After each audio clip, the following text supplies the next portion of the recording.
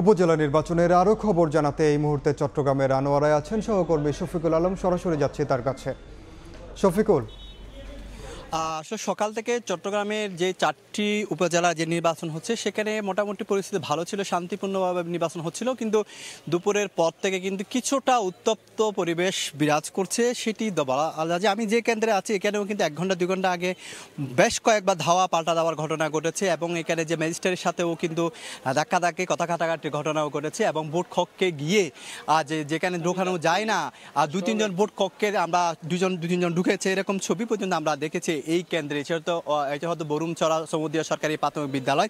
এছাড়া এর আগে কিন্তু আরেকটি হচ্ছে বরুমচড়া আখতারুজ্জামান উচ্চ বিদ্যালয় যেটি রয়েছে, সেখানে কিন্তু কিছুক্ষণ আগে প্রায় 11টার দিকে কিন্তু সেখানে সংঘর্ষের ঘটনা ঘটে দুই প্রার্থীর মধ্যে, অর্থাৎ আনাস এবং দোয়াত কলমের প্রার্থীর মধ্যে। সেখানে দুইজনের মাথা ফেটে যায়, একজনের নাম মামুন আর একজনের নাম হচ্ছে জাহাদ।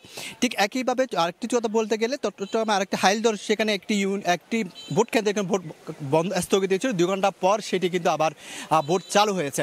পাশাপাশি যদি আমি পটিয়াতে বলতে চাই, পটিয়াতে বেশ কয়েকটি বিচ্ছিন্ন ঘটনা ঘটেছে এবং আরেকটি ঘটনা ঘটেছে সেটি বোয়ালখালীতে 2 জন আটক রয়েছে, একটি ছুরিসহ 2 জনকে আটক করা হয়েছে। সেখানেও কিন্তু দুই পক্ষের মধ্যে সংঘর্ষের ঘটনা ঘটেছে, ধাওয়া পাল্টা দেওয়ার ঘটনা ঘটেছে।